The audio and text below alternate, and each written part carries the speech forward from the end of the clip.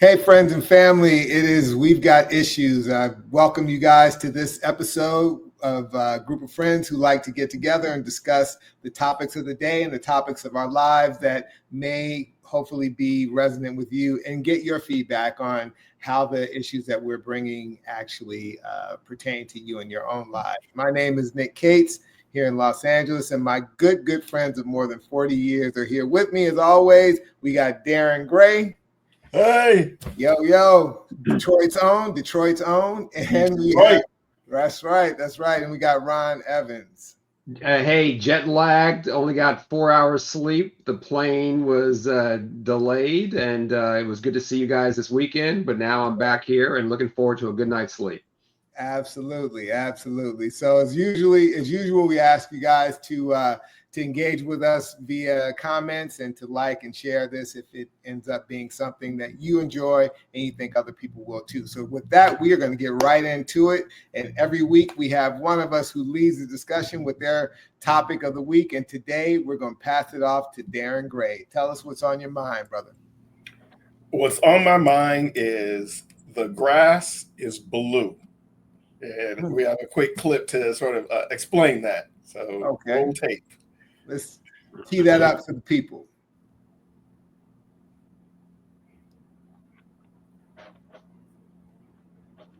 So this fable illustrates perfectly why it's absolutely pointless and fruitless debating with someone whose only objective is to exercise their own ego. In the story of the donkey and the tiger, the donkey told the tiger the grass is blue. The tiger replied, no, the grass is green. The discussion became heated and the two decided to submit the issue to arbitration. Before reaching the clearing in the forest where the lion is sitting on his throne, the donkey started screaming, Your Highness, isn't it true that the grass is blue? The lion replied, yes, the grass is blue. The donkey rushed forward and continued. The king then declared, the tiger will be punished for 5 years of silence. And the donkey, who jumped up with joy, went on his way, content and repeating, the grass is blue. The tiger accepted his punishment, but asked the lion, Your Majesty, why have you punished me? After all, the grass is green. The lion replied, in fact, the grass is green. The punishment is because it's not possible for a brave, intelligent creature like you to waste your time arguing with a donkey. Worst waste of time is arguing with a fool and fanatic who does not care about the truth or reality, but only the victory of his beliefs and illusions. All right. So there's something called belief persistence and cognitive dissonance. And for some people, no matter what evidence to the contrary, they will always fall back to their belief, even if temporarily they see something else. It happens in politics, it happens in the workplace, it happens in personal relationships. People fall back to their pre-existing belief no matter what the evidence. It sounds like you're trying to give a analysis for why we are kind of where we are today, maybe, right? Yeah. Politically or socially or whatnot. Politically, socially, personally, it after a while you start to see the patterns, and then it makes sense just to not even engage. In an earlier podcast, falling back to a defensible position where you can continue to do what you're supposed to do, but engaging in arguments or discussions or conversations with someone who has a belief persistence, it's not fruitful. Well, I think when you look at the age of social media that we're in, it's one of these things where it is so toxic because people are hardened in their positions, and I agree with you. There is cognitive dissonance where it doesn't matter what you say, they're going to say, well, that's fake news or that source isn't reliable. And at some point, you just have to ask yourself, what's the upside of me continuing in this argument? Yeah, talking about UFC football. With a friend of ours. So it happens on text threads as well as in person. Again, wait until August for the USC football preview shows. Right. Stay tuned. But it sounds like if what you're saying, that philosophy tends to keep people still further kind of siloed because there's no overlap, there's no engagement. If you're only going to talk to people who believe as you do about anything, then you're not going to talk to a lot of people that don't, and so everybody kind of stays at a distance. No, I'm not saying that you don't talk to them. You express your belief, your thoughts, your feelings, and then you're done. There's no reason to belabor the point or even go over it. I shared this when we were meeting with, the other day when we were hanging out, that I went to my therapy session with my daughter, and her therapist was like, "You never need to repeat yourself. You're extraordinarily clear. You're the clearest person I've ever met." And so once you express yourself, you're done. There's no point in furthering that discussion. You're not giving any new information. Right. Mm-hmm. It seems to me that principle is really important in a relationship standpoint, right? Particularly, we're all married men, right? So we all have spouses and or children that have their own preconceived, notions about things. What's a way of kind of negotiating where it may come up in a more intimate environment? Ryan, you've been married for over 30 years, man. Why don't you talk about how that works? Well, I mean, I tell all newlyweds or husbands to be, most important words are "yes, dear," and "I'm sorry." But one of the things that my wife and I talked about early in our marriage is we had to decide, well, if we both have different opinions on a topic, which one of us is more passionate about it? If I want to go to a football game and she wants to do something else, who's more passionate about their desire? Because in that one case, the person that's more passionate is the person that probably should be given the opportunity to do that. What if that becomes a pattern where the husband is always passionate and the wife never gets her way? Then you have problems in the marriage. But we always started off by, okay, on this issue, whatever it is, purchases, raising kids, whatever, who's more passionate on this topic? And usually we would let that person win. I get that, but it also seems a dangerous blueprint, because depending on the nature of the two people, like you could have one person who's really kind of dispassionate in general, not like given to great, passion over whatever, and one person who is. And so you're typically going to find the one who is able to be more dogmatic about getting their way is going to win. But if you have two people who are relatively neutral, that would be probably a successful game plan. You can substitute the word passionate for who feels strongly about it. Mm-hmm. And I think, Nick, you're right. And that is where marriages can go off the rails.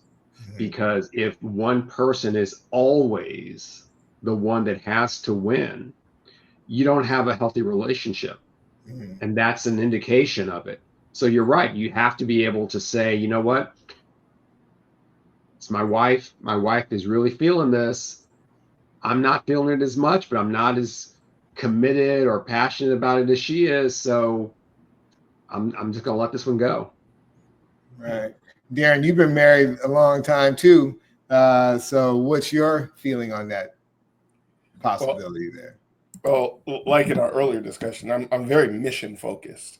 And so for me, it's, what is going to lead to whatever the mission is. If the mission is peace, it'll have one outcome. If the mission is a financial one, it's always, what is the mission? What is the goal of this interaction or not interaction? What's the mission?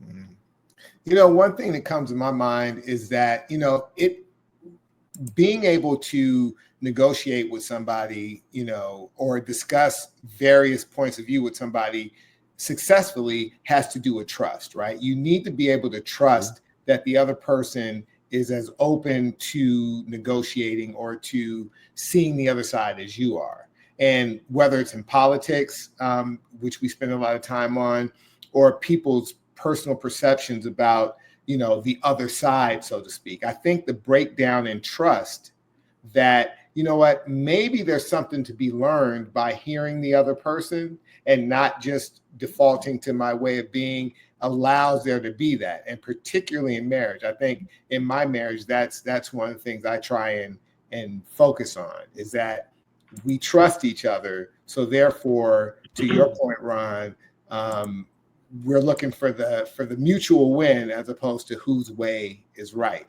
And I think more of that needs to come out socially and publicly in how we interact.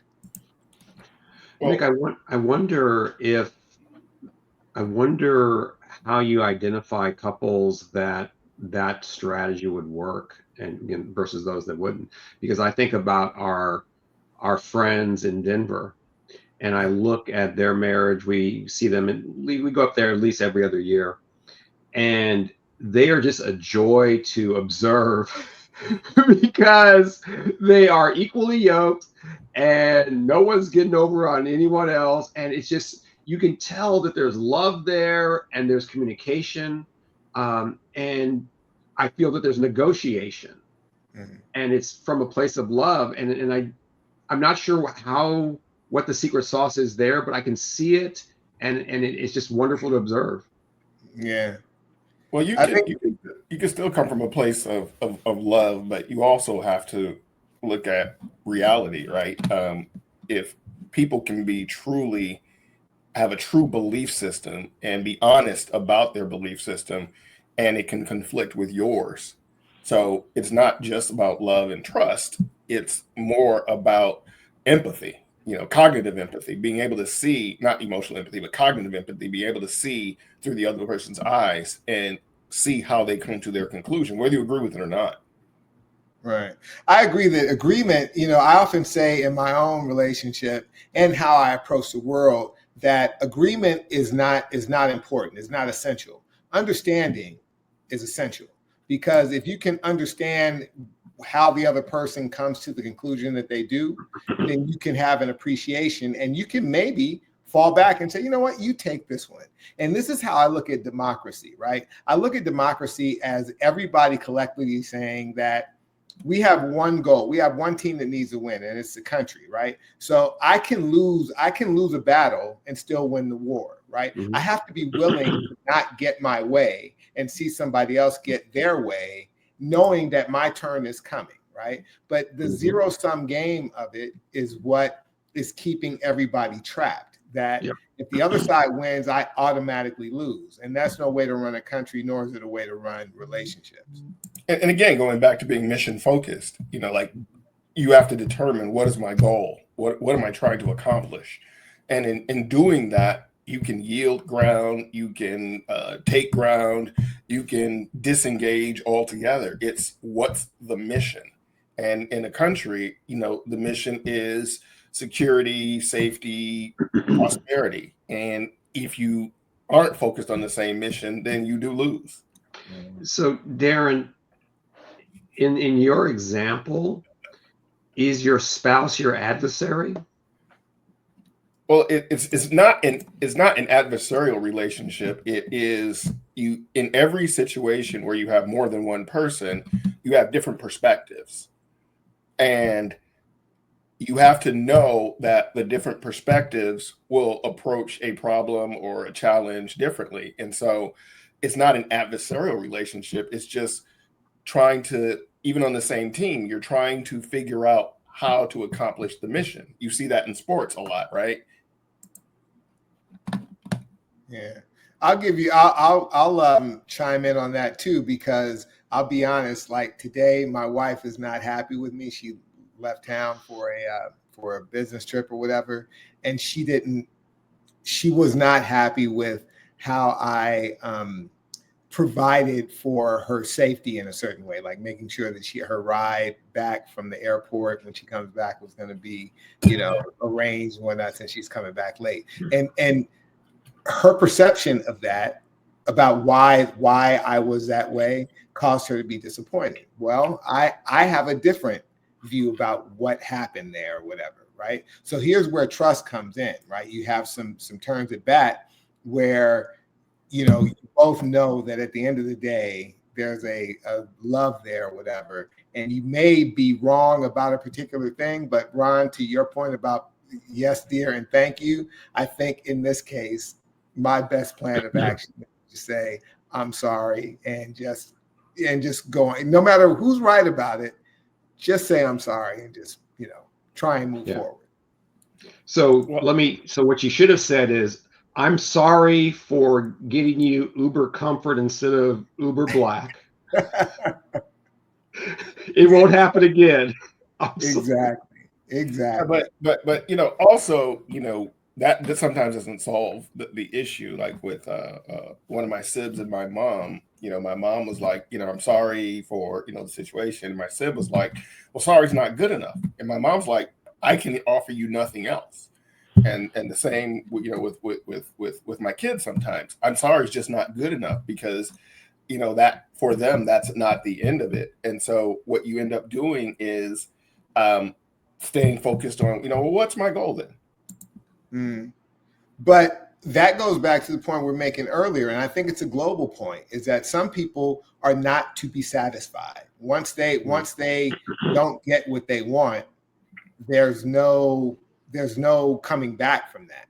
And because their mission is different than your mission, right? And that's the thing that pains me the most about kind of where we are. I hate to keep bringing it back to the global, kind of position our country is in, but that's what pains me so much, is that there's so much potential to keep moving forward. There's so much untapped ability, potential, economic, whatever. If we could just get off the page of your win is my loss, and my win should come at your expense. You look at immigration, you look at all these different things, and there's got to be a way to take this tiger and the donkey analogy and somehow subvert it. But it's only going to come, in my view, by people being willing to let their guard down, even take some incoming punishment, as well as being willing to give some punishment. There's got to be a way, because otherwise it's just going to keep spiraling down, in my view. And I think a lot of what goes on in the country is a reflection of what is happening in our homes and in our communities. The country is not separate. It is part and parcel. So people who are unwilling or unable to see past their own belief persistence in their personal relationship, well, that's reflected in society as a greater. So I don't think it's a political, governmental thing. I think it's a interpersonal, cultural thing that is happening at a very micro level and is reflected through politics. It's not the other way. It's because our families and our friendships and our relationships are stuck in these camps that we can't go beyond that in the political arena. At least that's my theory. I think that there's certainly a parallel between a stable marriage and a stable country, because in both examples you have to understand the art of compromise, or both of them will just go away. I think in marriages, when you're not able to say, let's figure this out together, because there's no you and me, there's just we, then if you don't start with that, then you're going to have troubles in your marriage, because it's not two people, it's one couple, through thick and thin. And with our country, to your point, there is no us versus them, red state versus blue state. It's just all of us in the United States. So if I can paraphrase Obama from 2008, but we don't think like that. But I think it does start at home. What are we doing at home to promote this sense of compromise and understanding with our spouses, with our daughters or our sons or things like that? And furthermore, with people getting married less and less, you've got people who literally are not in community with a significant other anyway. Me, myself, I don't know that so much is the reason, but I do believe that there is an ethic right now, and it dates all the way back to the whole rugged individualism, right? Like our country is kind of built on some of these tropes that you're the self-made man or the woman or whatever, and it's about your individual grit but without any real appreciation for joint responsibility. Everybody wants individual liberty, and nobody wants the shared responsibility that makes a country go, right? Mhm. So it's a lack of balance teamed with what I think you guys are saying about the breakdown in kind of social structure of family and things like that. It's like every man for himself in a certain way. And it's easy to get people fragmented away from one another with ideologies that somehow promise things that it'll never deliver. Yeah, but there's no compromise between the tiger and the donkey. Like there's just no compromise. If the the grass is blue and the grass is not blue, so there's no compromise. Mm-hmm. And so what the lion was saying is arguing with someone who is stuck in their belief for whatever reason they're stuck in their belief. It could be a multitude of factors. It's a waste of time. That's right. And what you do is you, as an individual, have to figure out, in order for me to get what I think is right, what's my best course of action? And furthering that discussion just ain't it. Right. It's probably more finding the people who are open to seeing the grass is green, as opposed to trying to convince the person who's convinced it is blue and will never see it any other way. Yeah, but that goes back to what you said about if you're only talking to the people who agree with you. That goes back to you don't live in that world. You live in the world. You live in an echo chamber. Politically, at work, interpersonal relationships. You live in a world with people who have very specific ideologies, and people are the sum totals of their experiences, their education, and everything. And they come to a space where they believe with their heart of hearts this is to be true, and their cognitive dissonance does not allow them to shake it. The only thing that I've seen has been able to help people to shake that either the Holy Spirit, cognitive empathy, or expediency. Like, like I'm going to flip to the other side because, I'm Governor Newsom and I want to be president. So now all of a sudden transgenders are bad and homeless are bad. So those are the only times I've seen people make those types of shifts. The Holy Spirit, expediency, and just cognitive empathy. Or you can look at the whole Republican, Congress and House of Representatives that flip from one thing to another because they want to keep their jobs in the era of Trump. There's no and that's expediency, right? And that's expediency, right? The people are doing it for expediency. So those are the only times I've seen it. And and for me, it was really the Holy Spirit because 20 years ago I had to. It wasn't a come to Jesus moment. I already had Jesus. It was a come to Holy Spirit moment where it was like, why are you the way you are, and why are you so defensive on these particular areas? And it was really examining myself constantly, and then also looking to see through cognitive empathy, what does the other person see? I mean, I think that at the stage of life, certainly when people enter their 40s, 50s, your decisions and your views are pretty well formed. And I think Keanu Reeves said something that I had to pull up the quote. And he said, quote, "I'm at the stage in life where when I stay out of arguments. Even if you say 1 + 1 = 5, you're right. Have fun." And I think that's the stage that we need to be in, because Darin and I could sit at Denny's when we were both in college with no jobs and argue about a tree falling in the woods. To 3 in the morning. At 100%. But today, having that same argument and really caring about the outcome is fruitless. Yeah. Have your way, have your thought, I'll have my thought. Let's just move on. And I think that's sort of what the tiger and the donkey symbolizes to me. And we talked about that off screen, a couple of times where, there are just certain relationships that I just can't have anymore. I can love someone from a distance because I can't engage like that. There are certain people, that's what they want to do. And I'm like, I can't engage in that. I'm not going to be that guy. 20 years ago, I prayed. I was like, God, I'd rather die than be that guy anymore. And that's what altered my existence. Yeah. And the world is filled with people who rather be right than happy. And that's the unfortunate, stage in where we are. So let's wrap it up with some final thoughts here. I think Colin Cowherd, and I'll end on this. Colin Cowherd always says, there's a difference between being right and getting it right. And, I want to get it right. I'm not trying to be right. That's right. I want to get it right, because being right does not necessarily accomplish my mission or my goal. My goal and my mission is always looking forward. Got it. Ron, did you have anything you wanted to add before we wrap up this topic? Yeah, I mean, I just to add to what Darin said, when we would have outages throughout my career, I evolved from, it's your fault versus my fault to, I don't care whose fault it is. I hope it's my fault because my team will hopefully solve it so we can get off this bridge at 3 a.m. and get back to bed. And it's a variation of, I don't care who's right or wrong.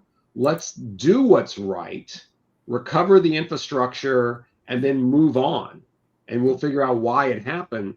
But it's all about, what's the objective here? It's to find out the truth, not to win an argument. Right. Well said. Well, I think the idea that Darin's topic gets across for us is that, your energy needs to be spent dealing with how you should move forward and not trying to convince people who are not willing to be convinced. And I think the more of us that we are willing to self-examine, as Darin and Ron have said, and be open to different ways of approaching and seeing life is going to be helpful. So, Darin, I appreciate you bringing that topic for us today. And if you guys have any thoughts about it or want to share your experiences in that area, we're all ears. We all want to hear from you. So leave a comment, and we'd love to engage with you that way. So, Darin, what's your parting shot for today, brother? Well, today is Memorial Day, and a lot of people don't know that there are 3 distinctive holidays. There's Armed Forces Day that honors current service members, Memorial Day, which honors those who died in service, and Veterans Day honors all those who have served, living or dying. So, just there's in the show notes, there's just a clip just so that people are always clear, who they're talking about. Because I served in the State Guard, sometimes people say, Happy Memorial Day, like, well, I didn't die in combat. And even for our friends whose funeral we went to, we'd honor him on Veterans Day because he didn't die in combat. So we would not honor him on Memorial Day. Just something to make clear. Yeah, I never knew the difference between all those 3, and I think most people don't really know, what those days are for. So, as a former, do you call yourself a former, military person? Is that what you? I'm a California veteran. I'm not a U.S. military veteran because I served in the State Guard. So I would be considered, I'm covered by the California Veterans Act, not the federal. I'm not a federal veteran because I didn't serve in the United States Armed Forces. Well, thank you for your service anyway to the state of California. All right, guys. Well, this is, as always, it's a pleasure to exchange ideas, and we hope we presented some ideas for each of you guys out there to think about and to incorporate into your discussions. The donkey and the tiger, which are you? I think that's a good question to answer. Yeah. You the donkey or are you the tiger? So, or maybe you're the lion. So, I'm the lion. Yeah, it's like a true Detroiter. So, anyway, Detroit Tigers too. Oh, Tigers. Okay, you got your Tigers on today, not the Detroit Lions. So anyway, warned for a purpose. To align.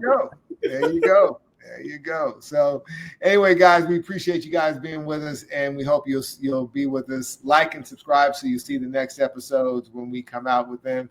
And as always, we like to have the issues so you don't have to. We'll see you next time.